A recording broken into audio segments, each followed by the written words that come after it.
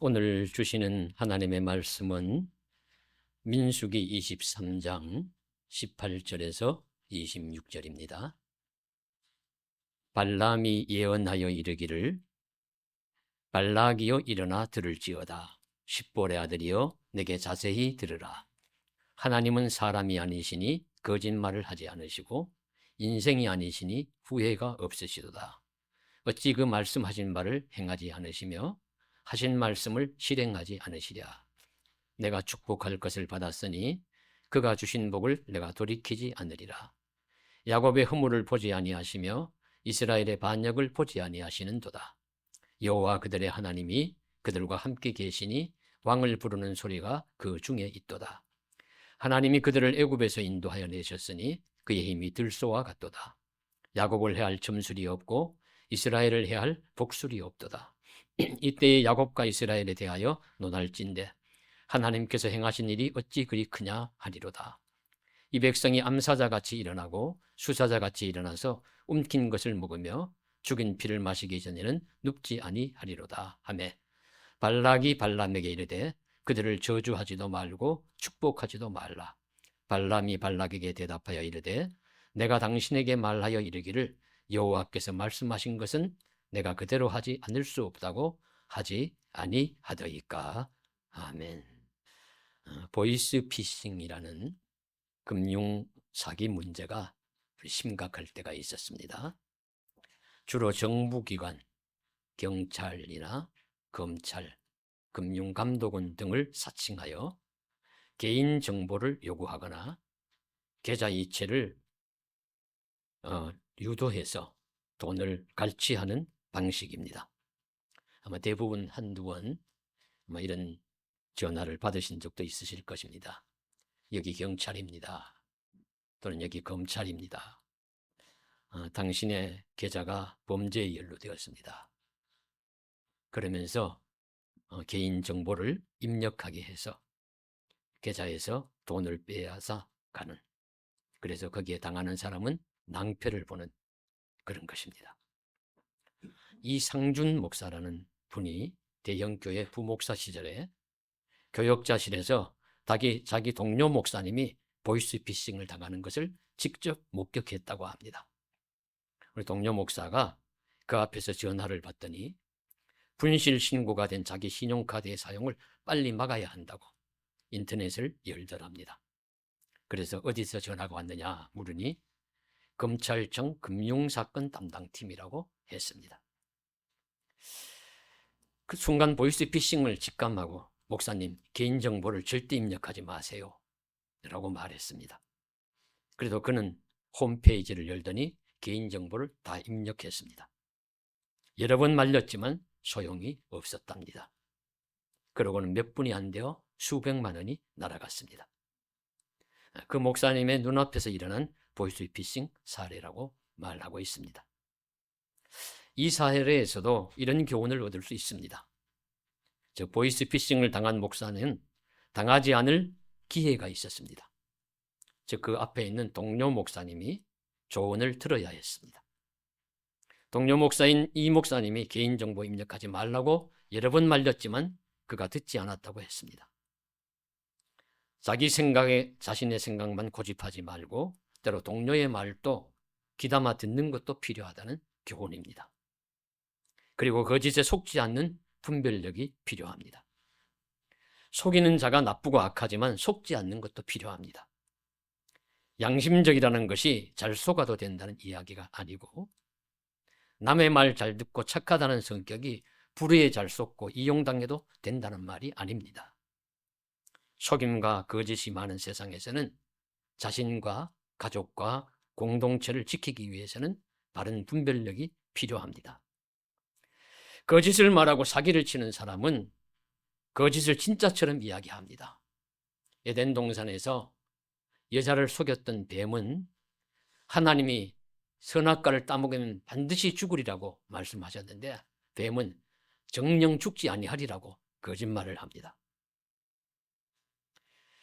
불의한 방법으로 상대를 속이는 자기 악한 목적을 달성하려는 사람들이 이 세상에는 질비해 있습니다. 그래서 우리는 정신을 차리고 속지도 말고 속이지도 말고 그렇게 살아야 합니다. 거짓, 마귀, 사탄의 장기, 특기입니다. 예수님은 요한복음에서 마귀는 거짓말쟁이요 거짓의 아비가 되었음이라고 8장 44절에 말씀하십니다. 우리도 거짓의 아비인 마귀에게 속하지 말고 진실하신 예수님께 속하는 사람이 되기를 간절히 소원합니다. 오늘 본문인 민수기 말씀은 거짓과 진실에 대해서 나오는 이야기입니다. 출애굽 이스라엘과 연관된 발람 사건에 대한 이야기인데 이 이야기가 민수기 22장에서 24장까지 말씀의 분량이 많습니다. 주시는 교훈이 풍부하다는 의미일 것입니다. 그러면 먼저 발람이라는 자가 누구, 어떤 자인가 라는 것을 보아야 하겠습니다. 발람은 메소포타미아 유브라데 강가에 부돌이라는 곳에 사는 점술가 또는 성경에서 선지자라고 표현을 하는 자였습니다. 그는 매우 신통하기로 소문이 난 자임이 틀림이 없습니다. 모압 왕 발락은 모압 땅은 사해 지방 팔레스타인의 사해 근처에 있는 그런 민족이고 메소포타미아 유브라데 강가는 거기서 먼 지금의 이란 이라크 지역에 있는 그곳입니다. 상당히 먼데도 불구하고 얼마나 유력하다고 소문이 났든지 그곳까지 소문이 나서 그곳까지 대신들을 보내가지고 이 발람을 자기 나라로 와서 지금 다가온 이스라엘을 저주해달라고, 그래서 그들의 힘을 약화시켜달라고, 그들을 저지시키려고 그렇게 이야기를 부탁을 할 정도였습니다. 고대 시절에는 신에게 바치는 기도와 제사와 같은 신탁의 힘이 창과 칼보다도 더 강력한 무기가 된다고 믿는 시절이기 때문에 이런 부탁을 하는 것입니다. 이처럼 선지자가 와서, 용한 선지자가 와서 어떤 대상을 저주하면 그 대상이 저주를 받고 힘이 약화되고 패배할 것이라고 그렇게 믿었기 때문에 이런 부탁을 하려고 많은 대신과 선물들을 보내어서 이 발람을 초청했습니다. 이 발람이 그들의 대신들이 왔을 때 잠깐 기다려 보시오. 내가 기도하고 대답하겠소. 그래서 하나님께 기도해 보니까 하나님이 그들을 따라가지도 말고 이스라엘을 저주하지도 말라. 분명하게 말씀하셨어요. 그래서 그들을 돌려보냅니다. 근데 이 모압 왕 발락이라는 자가 또 끈질기게 더 많은 대신들과 더 많은 선물 보따리를 보냅니다. 그러니까 이 발람이 마음이 흔들려서 잠깐 기다려보자. 내가 또 한 번 기도해보고. 그러니까 그의 마음이 이미 가려고 기울었기 때문인지 하나님이 가려면 가되 내가 시키는 말만 해라. 그렇게 하면서 허락하며 보내주었는데 사실은 가지 말았어야 했습니다. 가는 것이 옳지 않습니다. 그는 옳지 못한 일을 하러 바르지 않는 길을 가는 것입니다. 가다가 돌이킬 기회가 있었어요. 유명한 사건이죠. 가는 길에 이 발람이 나귀를 타고 가는데 종들을 데리고 가는데 앞에 여호와의 사자가 칼을 들고서 딱 길을 막고 서 있어요. 그런데 그것이 발람의 눈에는 안 보이고 나귀의 눈에는 보였대요. 그래서 나귀가 길을 가지 못하고 포도원으로 들어갔다가 담벼락에 비볐다가 그리고 땅에 납작 엎드리고, 그러니까 발람은 그 사실을 모르니까 자기의 채찍으로 나귀를 때리고 지팡이로 때리고, 나귀는 주인을 위해서 주인 죽지 않게 하려고 충성을 다하는데 오히려 이 발람은 모르고 나귀를 때립니다. 그때 성경에서는 하나님이 나귀의 입을 여시사 발람을 책망하십니다. 내가 당신에게 무엇을 하였기에 이같이 3번 때리느냐? 당신이 일평생 타는 나귀가 내가 나귀가 아니냐? 내가 언제 이렇게 하던 행습이 있더냐? 없었느니라. 그래서 이 발람이 여기서도 또 돌아갔어야 했어요. 그러나 또 계속해서 그는 이런 그게 나기 때문에 내 목숨이 살았다는 여호와의 사자의 그 명을 받고도 또 길을 재촉해서 모압 땅으로 갑니다. 가서 이스라엘 백성의 진이 보이는 그 후한 대접을 받고서 그 진이 보이는 바알 산당에 올라가서 7 제단을 쌓고 7 송아지와 7 양을 드리면서 제사를 드리고 하나님의 뜻을 묻습니다. 그런데 하나님이 저주하지 말고 축복의 말씀을 그 입에 넣어주시는 거예요. 이 백성은 홀로 살 것이라. 다른 나라에게 굴복을 당하지 않을 것이며 여러 민족 가운데 번성할 것이라는 의미의 말씀을 주십니다. 그러니 발람이 발락에게 그 말씀을 전하니까 자기가 듣고 싶은 이야기가 아니니까 이 발락이 너는 왜 축복하라고 저주하라고 데리고 왔더니 축복을 하느냐 하면서 책망하고는 또 다시 옮겨가지고 그 비스가산이라는 그 산으로 옮겨서 이 발람에게 또다시 저주를 시키는 장면까지가 오늘 읽으신 말씀의 앞부분의 내용이에요. 그러면 이제 발람이 어떤 자인지를 우리가 알 수 있습니다. 물질과 출세에 눈이 멀어서 하나님의 말씀을 소중히 여기기보다 자기 욕심을 부리면서 하나님이 원하시지 않는 일을 하는 거짓 선지자 발람입니다. 그 중에서도 대표적인 인물입니다. 대표적인 인물로 신약 성경에서 발람에 대한 평가를 이렇게 합니다. 베드로는 불의의 삭슬 사랑하다가 자기의 불법으로 말미암아 책망을 받되 말하지 못하는 나귀가 사람의 소리로 말하여 이 선지자의 미친 행동을 저지하였느니라. 베드로후서 2장 15절에 말씀하시는데요. 따끔하게 그의 허물을 지적합니다. 불의의 삭슬 사랑하는 자, 불법을 저지르다가 나귀 같은 동물의 저지를 받은 미친 행동을 하는 선지자라고 지적을 합니다. 유다서에서도 삭슬 위하여 발람의 어그러진 길을 가는 자들은 화가 있을 것이라고, 발람의 길을 가는 자는 삭슬 위하여 어그러진 길을 가는 자라고 책망합니다. 이렇게 엄청난 부정적인 인물로 묘사가 되어요. 그는 닮지도 말고 그와 같은 길을 가지도 말아야 할 부정의 표상이 되었습니다. 왜일까요? 하나님은 사람의 속마음까지도 아시는 것입니다. 속사람까지도 알아요. 겉으로 보면 우리가 발람의 이야기를 읽어보면 크게 어기는 것 같지 않아요.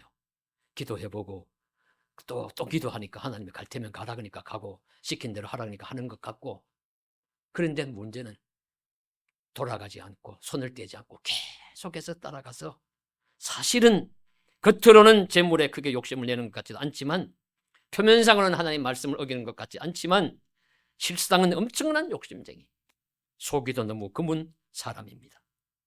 안 그런 척하면서 나쁜 짓을 하며 속이는 사람입니다. 그래서 이런 사람들을 이중인격자, 능구렁이 같은 자라고 말합니다. 이중인격자라는 것은 겉과 속이 확연히 다른 사람 뜻이고, 능구렁이는 몸집이 크고 화려한 색깔을 지니고 있으며 평소에는 움직임이 느린 뱀이지만 개구리나 같은 먹이를 잡아 먹을 때나 자기에게 자신을 건드리는 자가 있으면 맹렬한 기세로 덤벼들어서 해를 입히는 뱀을 의미합니다. 평소는 부드럽고 편안해 보이지만 속은 교활해서 자신의 목적 달성을 위해서 정체를 숨기고 접근하는 사람은 능구렁이 같은 사람, 바로 발람과 같은 사람입니다. 발람이 이처럼 더 철저하게 부정적인 인물로 심판받는 이유는 선지자라는 특별한 직분이 있었기 때문입니다. 그가 선지자가 아니었다면 아마 이처럼 철저하게 책망하지 않으실 것입니다. 악의 화신, 거짓의 대명사처럼 여겨지지는 않았을 것입니다. 그러나 하나님과 영적으로 교통하는 특별한 직분을 받은 선지자가 자신의 사명을 제대로 수행하지 않고 불의의 삭슬을 사랑하며 그릇된 길을 가기 때문에 더 큰 심판받을 자로 거론이 됩니다. 그래서 신약의 베드로나 유다는 발람처럼 되지 말라고, 발람의 길을 가지 말라고 권면합니다. 우리도 불의의 삭슬을 사랑하면 발람 같은 자가 될 수 있다는 것을 기억해야 합니다. 극심한 이중인격자가 되고 능구렁이처럼 속사람이 교활한 자가 되어서 정죄받는 자리에 이를 수 있다 하는 사실을 우리가 주의해야 합니다. 오죽하면 발람은 성경에서도 유일하게 짐승에게 책망을 받는 인물이 되었겠습니까? 우리는 발람 같은 인물이 되지도 말고 속지도 말고 속이지 않는 주님의 사람이 될 수 있기를 간절히 소원합니다. 두 번째로 보실 것은 발람 사건에서 발락이라는 모압 왕입니다. 이름도 닮았어요. 발람이고 발락이고 우리가 볼 때는 구분이 잘 안 될 정도인데, 이 모압 왕 발락도 이름이 닮은 것처럼 역시 그도 선하지 않는 인물입니다. 이 발락을 생각해 보면요, 한 나라의 왕으로서 나름 자기 민족을 위해서 지금 들어오는 이스라엘을 주술적인 힘을 통해서라도 막아보려고 했던 자, 애굽에서 나오신 이스라엘 백성을 어떻게 하든지 저주해서 힘을 빼려고 했던 자입니다. 이 발락을 성경에서 어떻게 평가하느냐? 신명기 23장 4절에 모세가, 모세의 설교지요, 뇌물을 주어서 우리 이스라엘을 저주하려 했던 자라고 기억을 합니다. 먼 후일 포로 후기서인 느헤미야서에서도 동일한 평가를 하는데요, 발락은 이스라엘 자손을 영접하지 아니하고 도리어 발람에게 뇌물을 주어서 저주하게 하였습니다. 느헤미야 13장 2절에서 매우 부정적인 인물로 묘사하고 있습니다. 민수기의 발람과 발락의 이야기를 읽어보면 발락은 이스라엘을 어떻게 하든지 저주하기를 원하고 뇌물을 써서라도 이스라엘이 잘못되기를 원하고 있습니다. 발락의 마음은 그것으로 가득 차 있습니다. 그 일을 이루는 것에 대해서 매우 고집스럽고 집착이 강합니다. 잘 보십시오. 지금 이스라엘은 모압이나 암몬이나 에돔이나 가나안으로 가는 길목에 있는 그 나라를 해하려고 하지 않았어요. 그들의 목적은 가나안 땅으로 가는 것입니다. 그 가는 길에 광야에 있는 이 민족들을 지나가면 됩니다.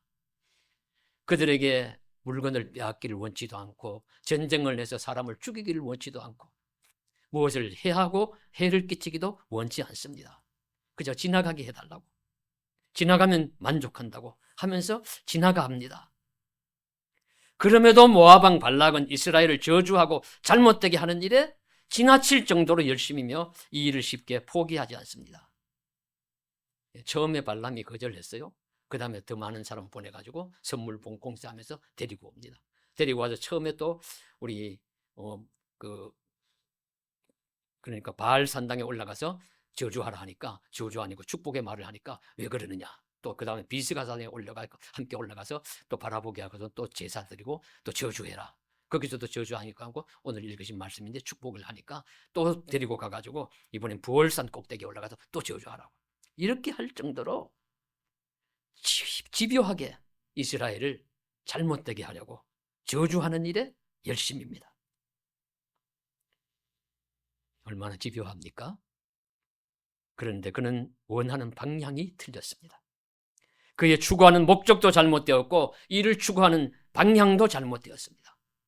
사람은 이웃을 축복하는 일과 잘되게 하는 방향으로 열심을 내어야지 다른 사람이나 민족을 저주하고 잘못되게 하려고 하는 일은, 그런 일에 열심을 내는 것은 옳지 않습니다.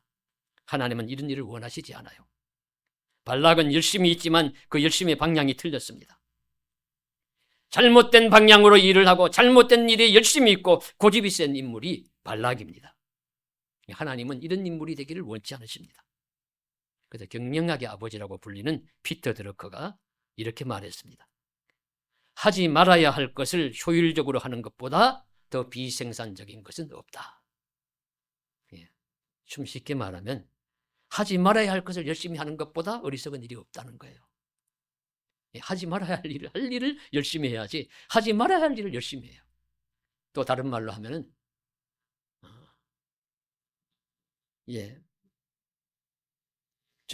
속도보다도 방향이 중요하다는 말씀입니다. 엉뚱한 방향으로 달려가면 간만큼 손해고 그만큼 돌아오기 어렵습니다. 패배하는 방향으로 열심히 하면 할수록 패배가 더 빨리 다가옵니다. 어떤 분이 생존 경쟁에서 하는 일마다 자꾸 실패를 해요. 음식점을 여니까 음식점도 실패하고 사업체를 여니까 사업도 실패하고 자꾸 실패를 하니까 이래서는 안 되겠다. 내가 어떻게 성공할 길이 없을까? 그래서 생각을 하다가 전쟁에서 이기는 방법을 말했다는 손자병법을 한번 읽어보자. 손자병법을 가져다 놓고 읽어보았답니다. 그래서 읽어보면서 그가 이기는 싸움에서 이기는 방법을 찾았대요. 그래서 그는 5가지를 이야기를 하는데 저는 그 중에 3가지만 보아도 된다고 생각합니다. 그것은 도천법입니다. 도는 명분이 있어야 된다. 이기려면 명분이 있어야 되는데 그 이기는 기술의 명분은 뭐냐면 남이 이기도록 해야 된다. 희한한 일입니다. 전쟁을 싸워서 이기려고 하는데 오히려 전쟁을 하는 방법에서 남을 잘되게 해야 된다는 뜻이에요. 음식점을 열어도 내가 무엇을 돈을 많이 벌까 생각하지 말고 먼저 오는 손님들이 건강하게 잘 음식을 먹고 잘 될 수 있도록 하는 길, 그게 바로 내가 잘 되는 길이란 거죠. 그게 바로 도입니다. 올바른 방향입니다. 사업을 해도 자기가 아니라 남을 위해서 잘 되는 방향으로 해야 결국 자기가 승리하는 길이 된다는 것입니다. 둘째는 천입니다. 천은 시간을 의미하는데 이기는 싸움을 위해서는 시간이 맞아야 한다. 타이밍이 맞아야 된다. 그 타이밍을 맞추려면 준비를 해야 된다. 자신을 준비하고 계속 철저히 준비하면서 또 구하면은 시간이 맞아져서 타이밍을 잡을 수 있고 승리할 수 있다 하는 그것이, 그런데 그것이 천이라는 말은 하늘의 뜻에 달려 있다 하는 것을 말씀하시고 있고요, 이야기하고요. 셋째는 법입니다. 법은 자신에게 한 약속을 자기가 먼저 지켜야 된다. 뭐 다른 사람에게 한 약속은 물론이지만 자기가 자기에게 한 약속을 자기가 잘 지키면서 자기 관리 철저히 하고 자기 성장 게을리하지 말고 그래야 성공한다. 다른 방법, 이웃을 저주해가지고 성공하는 것이 아니라는 거예요. 그래서 이 방법으로 그가 살았더니 나는 성공을 했습니다. 나는 사업을 해도 잘 되었고 음식점을 해도 성공했고 잘 되었습니다 라고 이야기를 합니다. 손자의 말이 완전 무결한 진리는 아니겠지만 저는 성경적인 진리와 다름이 없다고 봅니다. 성경보다도 이웃을 강조한 삶을, 이웃을 위한 삶을 강조한 말씀이 또 어디 있겠습니까? 얼마나 이웃을 강조하면 내 원수까지도 사랑하라. 로마서 12장 14절에서는 너를 박해하는 자를 축복하고 저주하지 말라. 로마서 12장 14절에 보시면요, 나를 박해하고 해하려고 하는 자에게도 축복하고 저주하지 말라고 말씀하십니다. 내 이웃을 축복하라. 성경 말씀입니다. 그리고 일의 준비는 철저히 하고 하나님의 때 하나님의 시간을 기다리는 것 역시 성경적인 진리입니다. 그리고 자기 약속을 지키며 자기 성장을 게을리하지 말아야 합니다. 하지만 오늘 말씀에 나오는 발락은 이런 가르침과 완전히 다른 방향을 가는 것이죠. 만일 모압 왕 발락이 이스라엘을 정말로 이기기를 원했으면 어떻게 해야 되느냐 하면요, 이스라엘을 도와주어야 했어요. 이기고 싸우는 것만이 꼭 이기는 길이 아닙니다. 그래서 이스라엘을 도와주면서, 이스라엘이 지금 모압을 목표로 오는 것이 아니잖아요. 지나가는 길입니다. 가니까 아이고 이 광야를 오느냐고 목이 얼마나 마르십니까? 물을 전해주고, 배가 고프지 않느냐고 음식을 대접하고, 힘들지 않느냐고 그늘을 제공하면서 쉬라고 하고 한다면은 이스라엘이 얼마나 고마워했겠어요. 고마워가지고 전에 에돔 때문에 얼마나 우리가 고생을 했는데 이 모압 백성은 우리를 위해서 이렇게 후대해 주다니 정말 감사하고 고맙다고, 후가 땅에 닿도록 절을 할 것이고, 그리고 하나님께 이 모압 백성을 축복해 달라고 우리의 친구와 같은, 이웃과 같은 자, 우리 형제와 같은 자라고 하지 않았겠습니까? 그 양자가 모두 축복받는 거예요. 그런데 발락은 어떻게 하든지 이스라엘을 망하게 하려고 저주하는 일에 열심을 내니 도를 어기는 것이고, 자신의 군사력이나 힘을 현명하게 기르는 준비를 하지 않고 요행이나 사술에 기대어서 상대를 해하려고 하니 천을 어기는 것이고, 발람 같은 선지자를 불러서 요란한 잔치를 벌이면서 자기 유흥을 즐기니 소란을 피우니 국력을 소모하니 자신의 엄격하지 않으니 법을 어기는 것입니다. 잘 될 수가 없어요. 성경은 발락처럼 어리석은 사람, 어리석은 길을 가지 말라고 말씀해 주십니다. 그런데 생각해 보십시오. 오늘날 또 발락 같은 자들이 얼마나 많습니까? 세상에. 오늘날 또 발락같이 남이 잘 되도록 돕기보다는 해하려고 합니다. 축복하기보다는 저주하고 성실히 준비하기보다는 잔치를 벌이고 여행을 바라는 자들이 얼마나 많습니까? 발락은 자기 원하는 대로 발람의 예언이 나오지 않으니까 뭐라고 합니까? 오늘 읽으신 25절에 보시면 발락이 발람에게 이르되 그들을 저주하지도 말고 축복하지도 말라. 하다가 저주하라고 안 들어서 축복이 나오니까 그러면 저주도 하지 말고 축복도 하지 마. 이제 이런 심보를 가지는 거예요. 그래서 마침 이 말씀이 우리가 지금 언제부턴가 수요 예배 때 창세기 1장부터 2장, 3장 매주일 한 장씩 이렇게 성경을 읽어 나오다가 마침 요즘 이번 지난 주간이 이 말씀과 동일한 말씀이었어요. 그래서 그때도 이제 말씀을 나누었지만 뭐 낚시꾼들 이야기를 했습니다. 낚시꾼들이 가장 기분이 좋을 때가 언제냐? 자기가 큰 고기를 잡았을 때보다도 옆에 사람이 큰 고기를 잡았다가 놓치면 기분이 더 좋대요. 그게 사람의 심보라는 거죠. 이런 넓은 심보를 가져서는 안 된다. 그래가지고는 성공 못한다는 겁니다. 이런 마음에 사로잡히지 말아야 합니다. 이런 삶의 방향으로 귀한 시간 허비하지 말아야 합니다. 우리도 자칫하면 비생산적인 싸움이나 방향으로 얼마나 많은 시간과 힘과 재물과 인생을 소비합니까? 어리석은 발락처럼 하지 말기를 원하고 우리는 이웃을 축복하고 잘되게 하는 올바른 방향으로 나아가므로 이웃을 돕고 우리도 승리하는 길을 잘 걸어갈 수 있기를 주님의 이름으로 간절히 소망합니다. 오늘 말씀에서 마지막 세 번째로 유심히 보고자 하는 것은 하나님의 마음과 뜻입니다. 우린 이 일에 더욱 관심이 많습니다. 하나님이 이 사건을 통해서 무엇을 말씀하시고자 하십니까? 오늘 읽으신 말씀의 19절 말씀입니다. 하나님은 사람이 아니시니 거짓말을 하지 않으시고 인생이 아니시니 후회가 없으시도다. 어찌 그 말씀하신 말을 행하지 않으시며 하신 말씀을 실행하지 않으시냐. 사람은 거짓이 있지만 하나님은 거짓이 없으시고 진실하신 분입니다. 인생이 아니시니 후회가 없는 일처리를 하십니다. 그리고 신실하시니 그 말씀하시고 약속하신 바를 반드시 지키시고 실행하실 것입니다. 그래서 이 사건과 연관해서 이 요점은요, 신실하신 하나님은 발락이나 발람의 저주를 돌이켜 복이 되게 하셨습니다. 직접적으로 나오진 않지만 말씀의 이면을 우리가 생각해 보면은 발람이 뇌물도 챙기고 대접도 융숭하게 받았어요.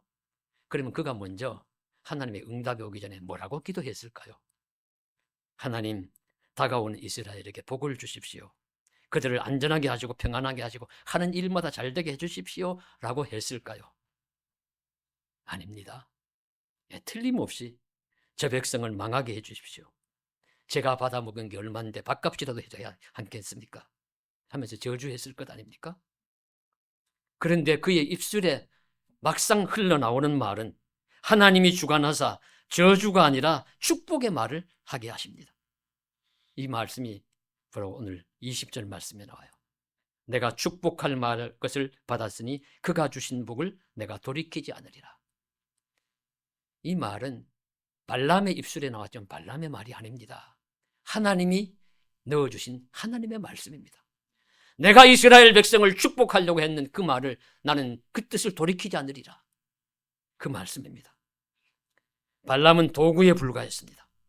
하나님이 발람의 입술에 주신 하나님의 말씀, 하나님의 마음을 표현한 것입니다. 하나님이 자기 백성에게 약속하신 것은 어떤 방해 속에서도 반드시 실현된다는 말씀입니다. 거짓된 선지자의 입술을 통해서도 하나님은 신실하신 분이요 사람이나 사탄의 어떤 방해와 저주에도 하나님의 약속하신 축복을 막을 수 없다는 것이 진실입니다. 하나님이 이스라엘에게 주시려고 한 복을 어떤 사람이나 세력이 막거나 돌이킬 수 없습니다. 복의 대상이 되는 이스라엘은 하나님의 백성이고 그들은 보면 이스라엘은 별로 지금 하는 일이 없어요. 자기 길 그냥 꾸준히 하나님 약속 믿고 가면 돼요. 나머지 하나님이 잘 처리하십니다. 발람, 모아방, 발락이 아무리 저주하려고 하고 해하려고 해도 하나님이 너를 내가 축복하려고 했으니 그 복을 내가 거두어드리지 않겠다. 내가 포기하지 않겠다. 내가 돌이키지 않겠다 하시면서 그 복을 끝까지 주신다고 말씀하시는 부분이 오늘 말씀의 핵심입니다. 성도 여러분, 얼마나 성도들에게 이 말씀이 귀한 말씀이고 우리 어둡고 힘든 삶 속에 용기를 주는 말씀입니까? 그가 주신 복을 내가 돌이키지 않으리라. 오늘 말씀에 나오는 우리 세 존재는 제가 볼 때는 자신의 일을 잘 포기하지 않는 뚝심이 있고 고집이 센 인물들입니다. 우리 발람도 뇌물에 눈이 어두워 택한 백성을 저주하는 일에 도구가 되는 일을 쉽게 포기하지 않고요. 모압 왕 발락은 선지자를 통해 저주를 교사하는 일을 쉽게 포기하지 않습니다.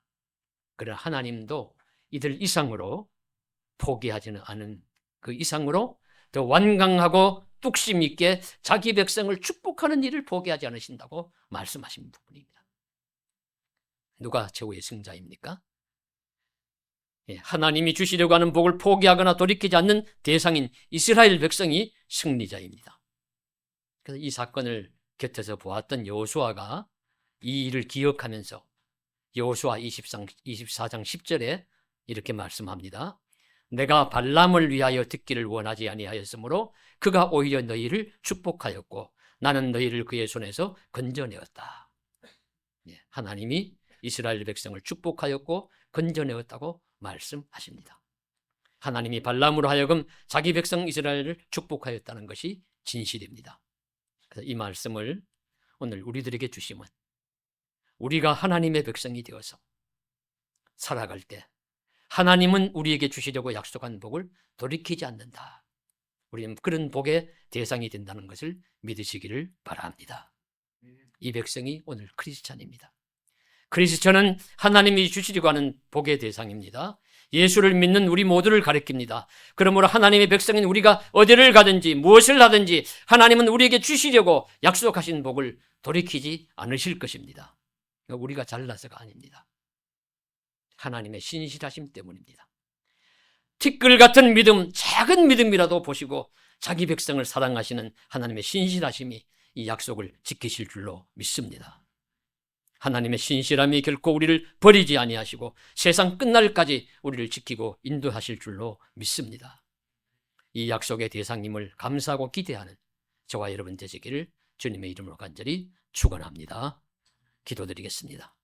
사랑하는 하나님 아버지, 발람같이 뇌물에 눈이 멀어서 헛된 일, 그릇된 일을 하는 길을 걷지 말게 하옵시고 발락처럼 남을 멸망시키고 잘못되게 하는 일에 열심히 내는 그런 헛된 일을 하는 자도 되지 말게 하여 주옵시고 하나님처럼 또 이스라엘 백성처럼 가야 할 길을 약속을 믿음으로 꾸준히 걸어갈 때 축복의 대상이 된 그 축복을 결코 돌이키지 않을 것이라고 말씀하신 그 하나님의 신실하심과 뚝심을 저희들은 믿고 따라 의지합니다. 주여 우리를 도와주옵시고 붙들어 주옵시고 지켜 선하게 인도하여 주시옵소서. 우리도 다른 사람을 이웃을 저주하기보다는 축복하게 하여 주옵소서. 그리고 그 축복이 내 품으로도 돌아오게 하여 주시옵소서. 함께해 주실 줄 믿사오고 예수님 이름 받들어 간절히 기도드리옵나이다. 아멘.